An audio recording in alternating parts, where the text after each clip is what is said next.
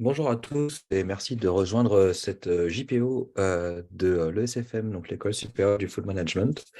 Et vous avez été plusieurs à nous vous inscrire à cette JPO, donc on vous remercie encore pour l'intérêt que vous portez à nos programmes. Tout de suite, on va démarrer cette JPO. Donc, je vais vous présenter un petit peu le programme de ces prochaines 45 minutes. D'une part, l'idée, c'est dans un premier temps de vous apporter un peu de connaissances sur quels sont les nouveaux atouts pour réussir dans le food business. Et donc, on va parler un peu des différents business models. Ensuite, une présentation de l'ESFM, puis des formations qu'on propose de notre campus à Paris. Et enfin, les modalités d'admission et éventuellement des questions s'il y en avait à la fin. N'hésitez pas à utiliser le chat durant la JPO si vous souhaitez poser des questions. Je vais démarrer tout de suite donc avec les nouveaux atouts pour réussir dans le food business, en rappelant un peu aussi je dirais simplement des grands métriques à connaître dans le monde du food et de la restauration, qui est une chaîne de valeur en fait qui est souvent, on dit, l'une des plus compliquées en termes de business. Cette chaîne de valeur, et donc quand on parle de restauration traditionnelle, il faut comprendre que il y a deux coûts qui sont extrêmement importants dans la restauration. Le premier, c'est les frais de personnel, et le deuxième, c'est le coût matière. Et donc, il faut bien garder en tête que la restauration, globalement, on espère à peu près 10% de marge opérationnelle, ce qu'on appelle donc de EBE, sans rentrer dans le détail. Mais en tout cas, il faut avoir en tête que les deux coûts principaux qui drivent n'importe quel business en lien avec le monde de l'alimentaire hors domicile, de l'alimentation hors domicile, la restauration hors domicile, comme on l'appelle, la RHAD, ce sont donc le coût matière et les frais de personne. Et pourquoi est-ce que je vous parle de ça? Parce que on assiste depuis à peu près 2 ans à, à une augmentation de ce coût d'une façon assez exponentielle. On est face en fait à deux grands challenges.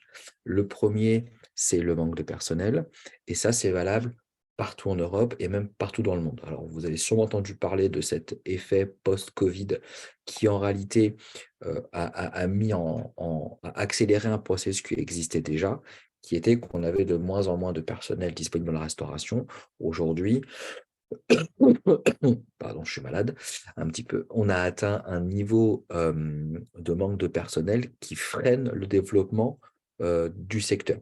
Donc aujourd'hui, on développe moins rapidement, et il y a des établissements qui ferment, il y a des établissements en Europe et dans le monde qui n'ont pas pu réouvrir par faute de personnel. Donc ça, c'est une vraie problématique, c'est un manque de personnel. Quand on manque de personnel, en général, qu'est-ce qui se passe? Ben, c'est le marché de l'offre et de la demande. Donc s'il y a plus de demandes que d'offres, et ben, le coût augmente. Donc, on a un coût du personnel aussi qui augmente puisqu'on en a finalement moins. Ça, c'est la première chose. Donc, gardez en tête, les frais de personnel, c'est un coût élevé. On a du mal à en trouver. Comme on a du mal à en trouver, le coût augmente encore plus. Alors qu'on a dit juste avant que la marge d'un restaurateur, qui est à peu près de 10%, c'était finalement pas une très grosse marge. Globalement, ça veut dire que si vous dépensez 100 euros dans un restaurant, la marge du restaurateur, c'est plus ou moins 10 euros. La deuxième chose qu'il faut voir, et notamment si on fait le bilan de 2022, c'est donc la hausse du coût des matières premières, qui est liée en partie au coût de l'énergie, qui est liée également à une situation géopolitique instable avec la guerre en Ukraine. Qu'est-ce qu'on se rend compte finalement, quand on regarde 2022, c'est à quel point justement donc cette chaîne de valeur de la restauration, elle est liée à tous les pays du monde. Et que quand on a une tension géopolitique dans un pays, ça va venir impacter toute la chaîne de valeur jusqu'à votre assiette. Et donc la façon de travailler un produit, de l'acheter, de le transformer. Donc le coût, l'augmentation des matières premières est de l'ordre de, pour certaines, 10, 20, 50%, donc pour les restaurateurs, ce que vous ne voyez pas forcément quand vous allez au supermarché. Pourtant, lui, le restaurateur, l'année dernière, il a vu tous les 2 mois le prix de son huile augmenter par 2, par 3, le prix de sa farine, le prix de son beurre, et également le coût de l'énergie, où là aussi, nous les particuliers, on avait un bouclier tarifaire. En revanche, pour les professionnels, certains ont subi des hausses de 300%, c'est-à-dire qu'on a multiplié par 6 le coût d'énergie. Or, ce coût, il faut bien le répercuter quelque part. si vous augmentez le coût des matières premières et que vous augmentez le coût de l'énergie et que vous en mettez les frais de personnel, in fine, c'est le prix du client qui augmente. Donc, vous, en tant que client, vous dites, tiens, je vais manger dans tel établissement, même dans un kebab ou dans un McDo, et je me rends compte que les prix ont pris 1,50 €, 50 centimes, 2 euros. C'est une répercussion parce que le restaurateur n'a pas de marge suffisante pour simplement lui absorber cette hausse de prix. Donc ça, c'est un petit peu l'environnement dans lequel on vit. Et puis, il y a le climat. C'est aussi une des choses qui a favorisé l'augmentation du coût des matières premières. Ça a été une année climatique exceptionnelle. Vous l'avez peut-être subi, senti, mais il est quand même important de le rappeler, c'est que les températures qu'on a vécues l'année dernière en 2022, en termes de chaleur, sont des records absolus. C'est-à-dire qu'on n'avait jamais enregistré de telles températures dans toutes ces villes de France auparavant, depuis qu'on enregistre les températures. Donc, on parle quasiment de 1 siècle de températures enregistrées. Donc, non seulement on a atteint des chaleurs exceptionnelles qu'on attendait plutôt potentiellement pour 2050, et ça a été 2022, et puis une sécheresse très importante. Et donc là aussi, ça pose des questions, notamment sur l'agriculture et sur le coût de la transformation. L'eau étant quand même la première ressource dont on a besoin à la fois pour les animaux, pour l'agriculture et pour les hommes, ce manque d'eau également n'a jamais été vécu. On est sur des niveaux de sécheresse en plein hiver actuellement que la France n'a jamais connus. C'est-à-dire que les climatologues, et alors je ne suis pas spécialement un défenseur je ne suis pas spécialement climatologue, mais c'est juste pour une fois de plus pour vous planter le décor de qu'est-ce qui se passe en fait et pourquoi est-ce que c'est intéressant de regarder l'évolution de ce que va être l'environnement alimentaire dans les prochaines années. C'est que cette sécheresse que l'on est en train de vivre, parce que même cet hiver, on parle de sécheresse dans plus de la moitié des départements européens, c'est-à-dire qu'on est resté en restriction d'eau même en Bretagne ou dans le sud de la France, jusqu'à là actuellement. Donc en fait, la restriction d'eau estivale ne s'est pas arrêtée sur la période hivernale, parce qu'on n'a pas eu assez de précipitations. Les spécialistes vous diront que on ne sait pas, on ne connaît pas encore, on n'est pas capable de mesurer l'impact sur l'évolution de la production, sur l'évolution des animaux, sur l'évolution des insectes et d'un tout un tas de facteurs, parce que historiquement, on n'a jamais eu tous ces facteurs en même temps. Donc c'est vraiment une époque nouvelle à laquelle il va falloir s'adapter. Le restaurateur se retrouve face à plusieurs challenges. Donc, d'une part, on a cette augmentation du coût, des coûts depuis 10 ans, hein, donc à la fois coûts matières et frais de personnel. Et donc, je vous ai mis ici en avant 3 grands défis pour le monde de l'alimentaire, de la restauration. C'est comment gérer cette pénurie mondiale de personnel, comment maîtriser des marges dans un monde inflationniste, c'est-à-dire où on a en permanence une inflation, où là aussi, petite parenthèse, mais l'inflation qu'on est en train de vivre actuellement, on ne l'avait pas vécue depuis plus de 40 ans. Et à cette échelle-là, et on est en train d'écrire l'histoire, c'est-à-dire que dans cette inflation qui s'installe dans le temps va finir par être une inflation record historique. Donc, une pénurie de personnel, une inflation et un défi qui est que la population continue d'augmenter. On améliore les conditions de santé partout dans le monde. On sait qu'en 2050, on doit nourrir 9,8 milliards d'habitants, à peu près 10 milliards d'habitants. On a à peu près 8 milliards aujourd'hui. Il faut juste imaginer, pour vous mettre ça en perspective, qu'en 1980, donc il y a un peu moins de 40 ans, euh, la population mondiale était de 4 milliards. 1980, 4 milliards. 2020, 8 milliards. Donc, on a doublé la population mondiale en 2 générations. Donc, d'un côté, on pourrait trouver que c'est formidable, puisque ça veut dire qu'on a finalement amélioré les conditions de vie de tout le monde et qu'on meurt moins. Le problème, c'est que ça présente des défis énormes, notamment alimentaire. Et c'est finalement le plus grand défi des prochaines années.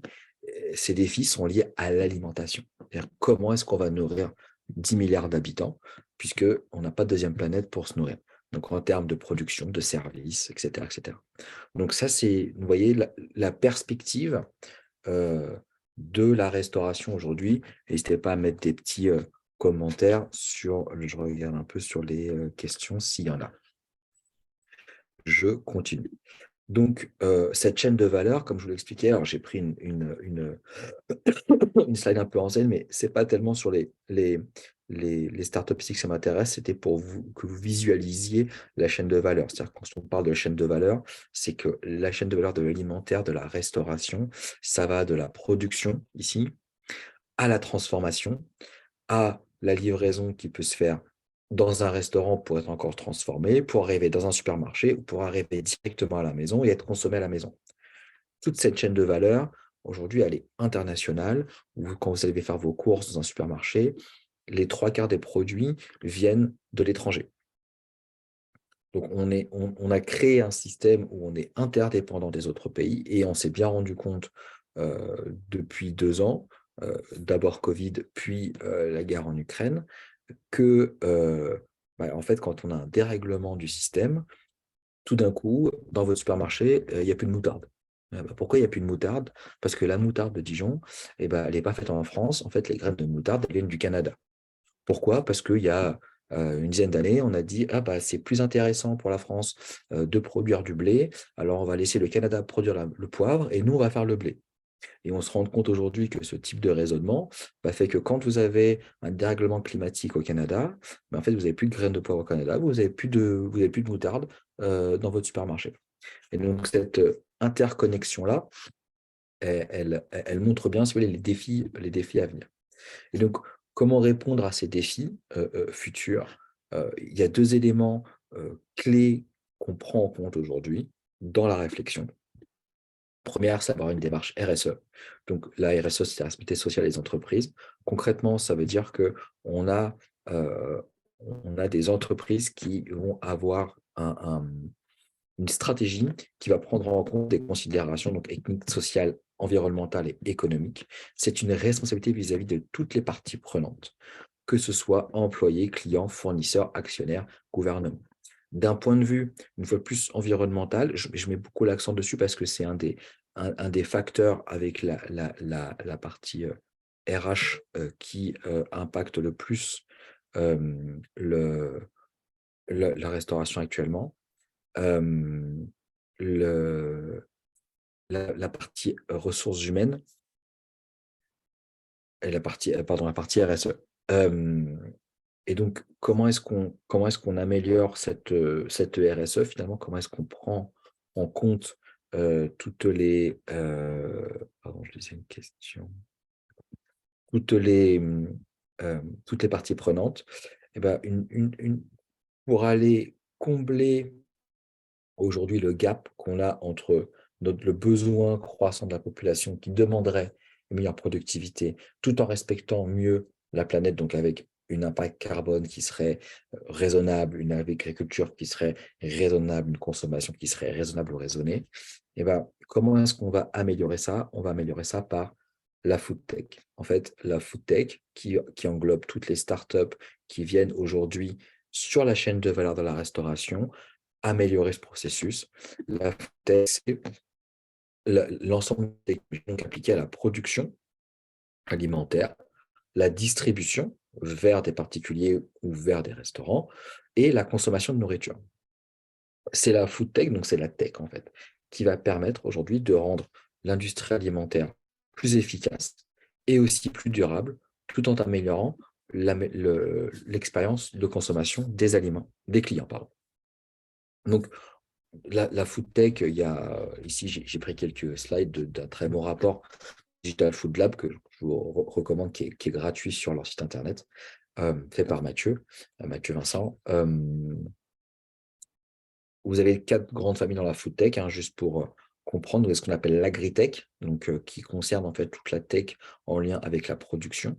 Comment est-ce qu'on va produire d'une façon plus efficace, plus vertueuse pour la planète, et vertueuse également pour le producteur lui-même.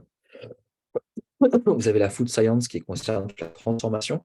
Donc, c'est notamment tous les produits qu'on appelle plant-based, donc à base de soja, hein, le faux bacon, le faux lardon, qui sont des alternatives aujourd'hui à la protéine.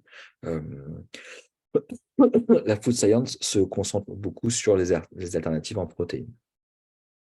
Et puis ensuite, vous avez la distribution, donc le food service, où là, vous avez tous les services proposés aux établissements alimentaires, bars, restaurants et boulangeries, supermarchés, puisque tous les points, tout ce qui propose de la nourriture va intégrer aujourd'hui de la tech dans la façon de produire ou de servir ou d'interagir avec un client, d'interagir avec un fournisseur. La partie supply chain, donc la partie chaîne d'approvisionnement, la partie livraison, que ce soit une fois de plus vers un particulier, c'est-à-dire se faire livrer chez toi, l'évolution des plateformes de livraison, mais aussi la livraison vers des points de restauration ou vers des magasins. Et la dernière partie qui est la consumer tech, qui est la tech qu'on va utiliser chez nous, qui est très liée à ce qu'on appelle la health tech, donc la food health tech. Typiquement, une application comme Yuka, j'imagine qu'il y en a certains d'entre vous qui utilisent Yuka. Yuka est dans cette trend-là, donc du consumer tech, puisqu'en fait, on vient apporter là aussi finalement de la connaissance directement auprès d'un consommateur. Donc tout ça, c'est à prendre en compte.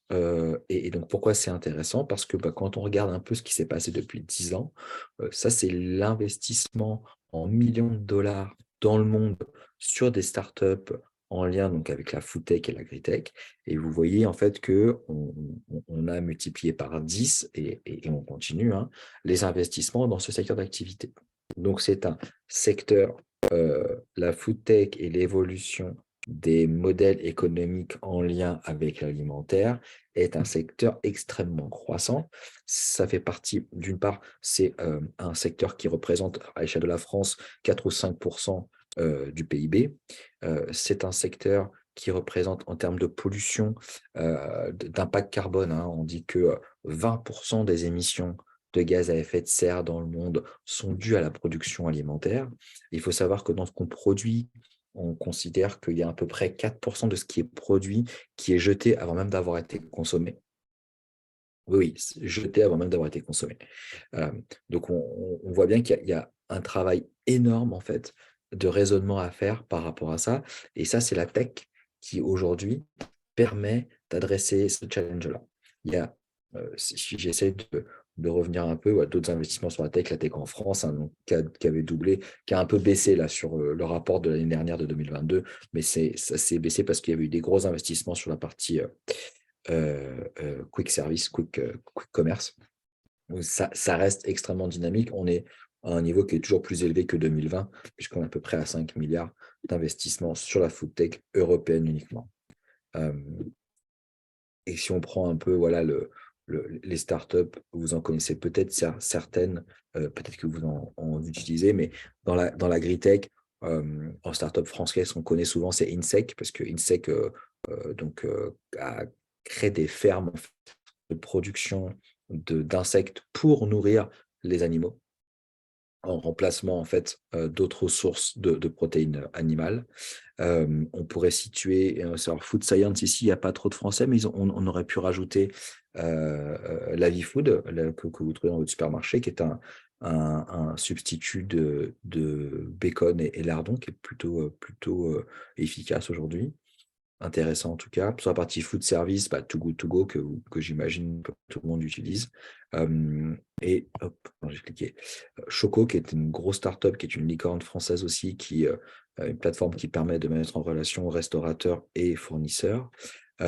Sur la delivery, là aussi, c'est des gens que vous avez peut-être vu passer, Gorillaz en livraison à domicile, testeurs, que vous ne connaissez pas forcément, mais en fait, vous connaissez sûrement des marques de testeurs si vous commandez sur les plateformes comme Merit, etc., etc. Donc, sur tous les canaux en fait, de distribution, je regarde juste l'heure, on est pas mal, on retrouve un peu tous ces nouveaux acteurs. Et donc, tous ces nouveaux acteurs répondent finalement à un restaurant donc, qui est omnicanal, hein, et cette omnicanalité, donc elle est, qu'est-ce qu'on veut dire par omnicanal? On veut dire que les points de contact, entre, clients et restaurateurs, alimentaires en tout cas, passent par différents points. C'est-à-dire qu'on a du digital sur de la borne de commande, on offre de click and collect, on offre de la livraison, on a un système de gestion de la production, on gère du back office, on gère de la data back office, on gère un CRM, il faut gérer de la fidélité, du paiement à table, de la commande à table. Et donc à tous les points de contact et à tous les moments clés, finalement, on connecte de la data pour améliorer finalement l'expérience client, mais pour aussi, réduire la perte, fluidifier le service ou répondre à des besoins de manque de personnel. Parce qu'aujourd'hui, quand on vient mettre des bornes, quand on vient mettre de la commande à table, finalement, on vient remplacer, en tout cas se substituer à un personnel, enfin c'est même pas remplacer puisque en fait c'est un personnel qu'on n'a pas. Donc on vient trouver une solution en fait à ce manque de personnel. Et donc, tous ces métiers, sont en train de changer, en fait, hein. Vous avez toutes ces startups, bah, ça crée plein de nouveaux métiers, ça crée plein de nouvelles demandes et donc ça demande un besoin de s'adapter. J'aime bien cette, citation de Darwin qui, qui dit que ce n'est pas l'espèce donc la plus, intelligente qui survit, mais c'est celle qui s'adapte le plus au changement. Il faut être capable de s'adapter au changement et c'est donc toute l'ambition, de l'ESFM, c'est de vous accompagner et d'accompagner en fait ce changement de paradigme dans l'alimentation. Alors, je vais changer de présentation pour passer sur une pour le coup de, l'école. Non, le site internet, je reviendrai après dessus. Je vais plutôt aller sur la présentation de l'école. Déjà 25. Oui, je regarde juste la question. Oui, je pourrais vous repartager, cette vidéo sur, la chaîne YouTube de l'école si vous le souhaitez. J'ai peut-être été un peu vite, il y a quelques questions sur ce que j'ai présenté avant. Je ne veux pas vous prendre trop de temps un samedi matin, donc oui, effectivement, la vidéo sera pour répondre à votre question, la vidéo sera visible sur, la chaîne YouTube. Alors, pour vous parler plus en détail de l'école, alors présenter, hop, présenter, voilà. Donc, de ce constat finalement, heu, est venue donc l'idée, l'envie de créer donc, l'ESFM qui est une nouvelle école, hein, l'École supérieure du food management. Donc, comme vous pouvez constater, je suis fondateur.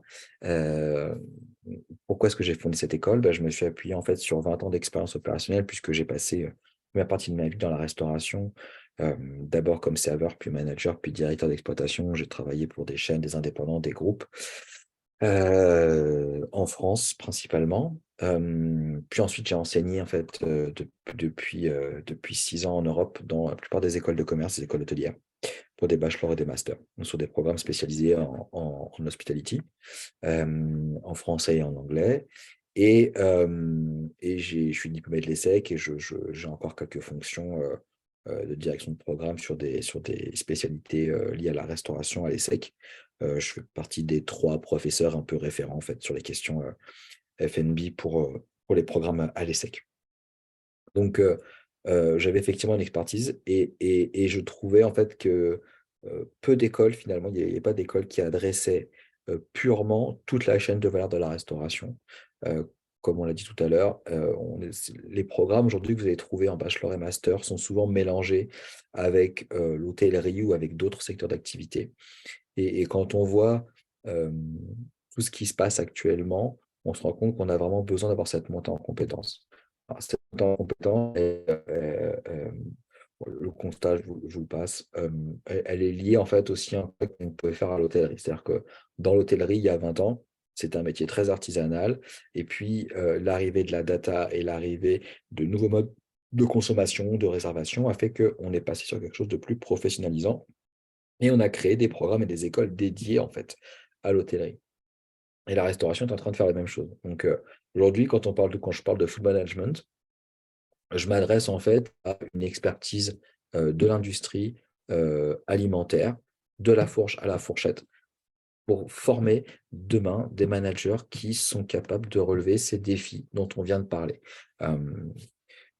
Plus simplement, on forme la nouvelle génération donc de managers responsables, agiles et engagés en tant qu'entreprise à mission. On a inscrit dans notre ADN et dans nos statuts l'obligation et l'engagement de former les leaders de demain, tout simplement. Comment est-ce que ça se passe nos formations? Donc, je rentre plus un peu dans le détail de l'organisation. Peut-être que certains, vous avez déjà un petit peu regardé sur le site internet. Donc, nos formations, elles se déroulent, nos programmes se déroulent donc en alternance, 4 jours entreprise, 1 jour école.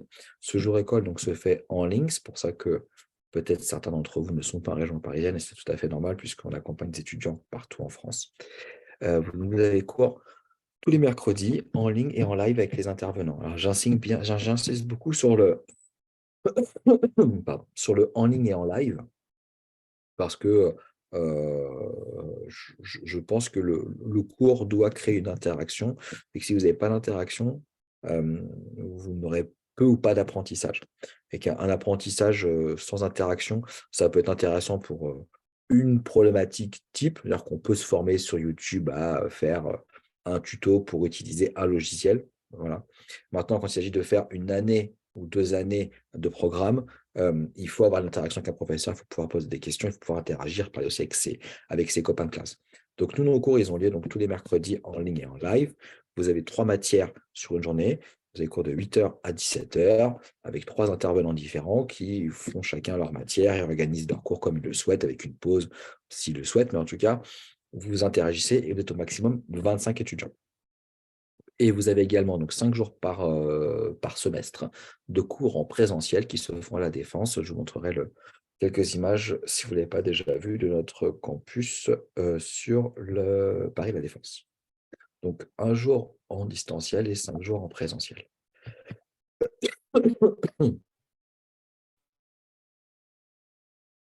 Donc, ça nous permet de vous accompagner, comme je le disais, partout en France, peu importe où vous soyez, et d'être au plus près de vous et de l'entreprise.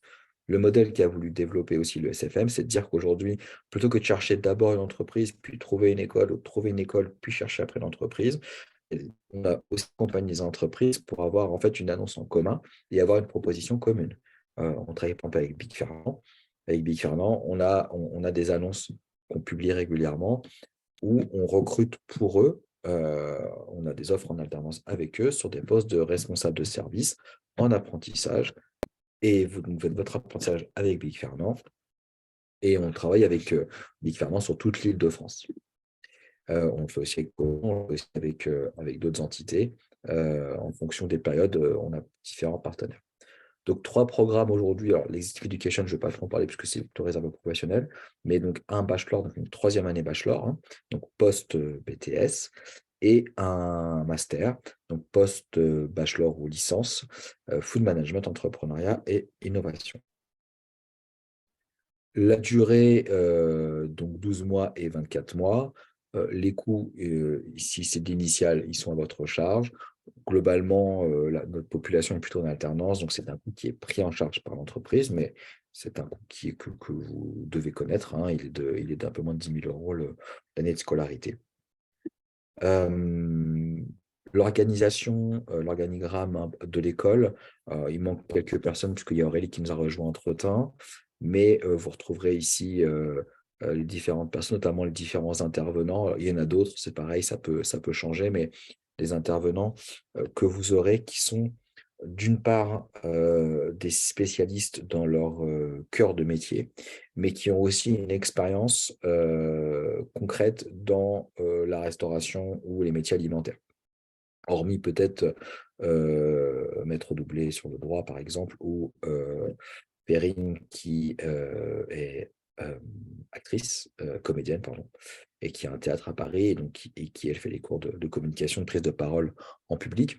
Mais Franck est un ancien directeur F&B, Vanessa a des restaurants à Paris, Elodie travaille avec des chefs, Johanna est spécialisée dans le développement durable dans l'hospitality. Donc ça, c'est vraiment aussi l'ADN de l'école, c'est d'avoir des intervenants qui sont vraiment métiers.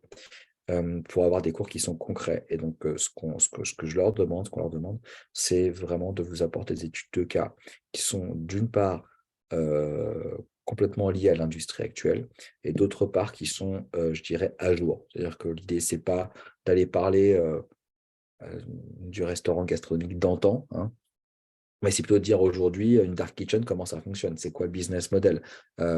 Sur tous les éléments qu'on a vus de chaîne de valeur, comment est-ce qu'on vient proposer de la valeur à un client, à un restaurant, à un consommateur? Et donc, c'est d'être très ancré dans ce que sera la restauration de demain. C'est ce qu'on leur demande. Donc, des partenaires, comme je le disais également, au niveau entreprise, parfois en province, parfois en région parisienne, avec des postes en alternance qui sont très variables, puisque parfois ça peut très bien être, alors c'est souvent une question qu'on nous pose, quel poste est-ce que je vais occuper après le diplôme et quel poste je vais occuper pendant l'alternance? Ma réponse concernant cette question, et je vois que certains me posent la question, elle est très simple, c'est qu'elle dépend énormément de vous, en fait, de ce que vous avez fait déjà auparavant et de ce que vous souhaitez faire. Les cours, j'ai peut-être été un peu vite, pardon, sur les cours, mais dans les cours, vous allez retrouver des cours de finance, de gestion, de marketing, d'anglais, donc tout ce qui va être lié à, en bachelor, la gestion d'une équipe, d'un service, d'une organisation, hein, qui peut être une fois opérationnelle au support. Et en master, on est sur une direction de business unit. Donc, l'idée, c'est de faire de vous des managers de demain. Vous pouvez être manager de votre service, vous pouvez être manager d'un établissement, vous pouvez être entrepreneur, tout dépend de ce que vous voulez faire.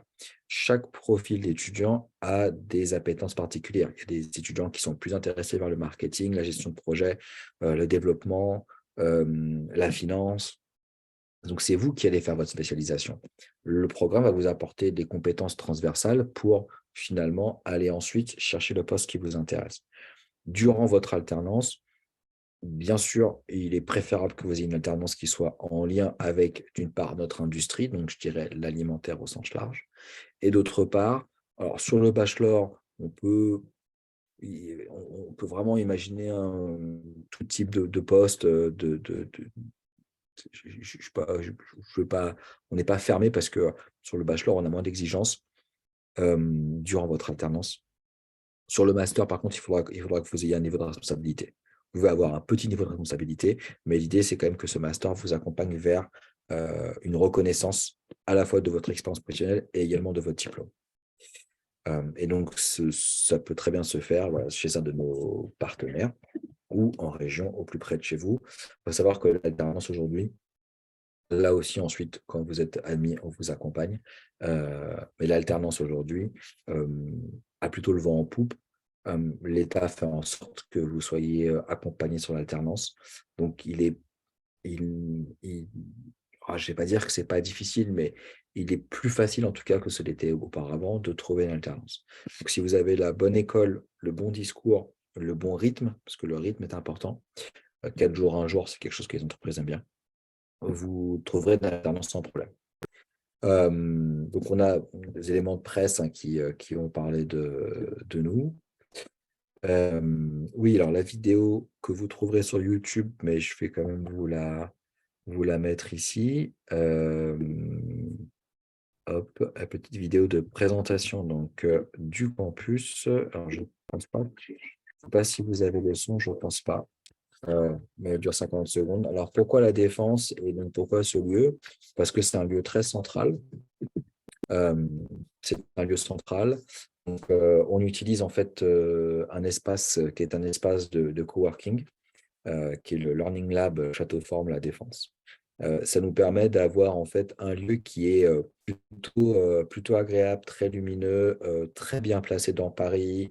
Vous avez plus de 200 commerces tout autour, puisque vous avez le centre commercial des Quatre Temps, Westfield, de la restauration. Il y a plus de 150 restaurants tout autour. On est à 5 minutes en RER des Champs-Élysées. Donc, c'est stratégique pour nous d'être à cet emplacement-là. Comme vous le voyez, le Learning Lab permet d'avoir des lieux de vie, des couloirs qui sont plutôt sympas, On a également une machine à café à disposition. Enfin, voilà, ça permet d'avoir un campus qui est plutôt moderne. Et ça nous permet aussi de nous déplacer en région, c'est-à-dire qu'on ne s'interdit pas dans l'avenir aussi de pouvoir proposer la même chose à Lyon, par exemple, ou à Bordeaux, pour être au plus près de vous si on avait plus d'étudiants dans cette région-là à un moment donné. Voilà. Aujourd'hui, Paris est central pour tout le monde et la Défense est vraiment très, très centrale. Je vais prendre, il me reste 5 minutes pour finir, donc je vais passer à juste la partie admission que vous retrouvez sur le site internet. Mais donc, sur la partie admission, hein, quand vous allez sur le site internet ici, quel est le process d'admission? Donc, si tout ce que je viens de vous dire vous a intéressé, comme je l'espère, vous avez donc deux possibilités. Soit vous souhaitez reparler de votre choix, vous n'êtes pas trop sûr de ce que vous voulez faire, vous avez encore des questions sur l'école. Donc, vous pouvez ici planifier une conversation. C'est quelque chose que vous retrouvez assez facilement sur notre site internet. Et en cliquant dessus, ça vous ouvre un Calendly et vous pouvez aller prendre un rendez-vous avec l'équipe d'admission. On prend 15 minutes en visio, parler de votre projet, savoir si voilà, répondre à vos questions, etc. Si vous avez plutôt bien compris et que ça vous correspond, vous pouvez rentrer dans le processus d'admission. Donc là aussi, vous allez directement aller sur admission. Et sur admission, vous allez remplir un dossier de candidature en ligne. Donc, ce dossier de candidature, il est à remplir avant le 15 juin. Vous pourrez directement téléverser vos pièces justificatives ici, d'accord? Donc, glisser votre CV, pièce d'identité, etc. Le site de candidature, il est facturé, donc il est 49 € non remboursable, hein, c'est le coût de traitement de votre dossier. Une fois que vous l'aurez rempli, validé, payé, vous aurez une deuxième page qui va s'ouvrir. Vous aurez automatiquement la possibilité de réserver donc là votre entretien d'admission. Là, vous aurez un nouveau Calendly, mais pas le même, pour les entretiens d'admission. Et donc, vous pourrez choisir votre contrat d'admission. Vous aurez également deux tests à faire. On a un test de positionnement en orthographe et un test de positionnement en anglais. Idem, c'est deux tests que vous faites en ligne. Quand vous aurez rempli votre candidature, vous verrez apparaître les deux liens qui vous permettent de faire ce test avant votre entretien. Donc, petit 1, dossier de candidature, je le valide. Une fois que je l'ai validé, je vais pouvoir réserver mon entretien d'admission et passer mes deux tests. L'idée, c'est que vous ayez passé vos deux tests avant l'entretien d'admission. L'admission, ensuite, on fait un entretien d'une heure en visio où on reparle du coup de votre parcours. On a votre CV sous les yeux, on a vos résultats de test. Et à l'issue de l'entretien d'admission, on vous donne une réponse sous les 3 jours en général, 2-3 jours. Et si c'est validé, on vous accompagne ensuite dans votre recherche d'alternance. Voilà pour les admissions. Je crois que je suis arrivé au bout de ma présentation. Est-ce qu'il y a des questions avant qu'on se quitte? N'hésitez pas à utiliser le chat. Vous avez la partie discussion. Si vous souhaitez m'envoyer un message pour me mettre une dernière question avant que je coupe. Comme je l'ai dit, je remettrai cette présentation à disposition sur le site internet pour ceux qui souhaiteraient la revoir ou éventuellement même la partager. N'hésitez pas à la partager avec des amis ou avec la famille. Pas de questions. Bon, bah, je crois que j'ai dû répondre à toutes les questions alors. Eh ben, merci d'avoir participé à ce webinaire et bah, j'espère vous voir bientôt dans notre école. Merci, à bientôt. Au revoir.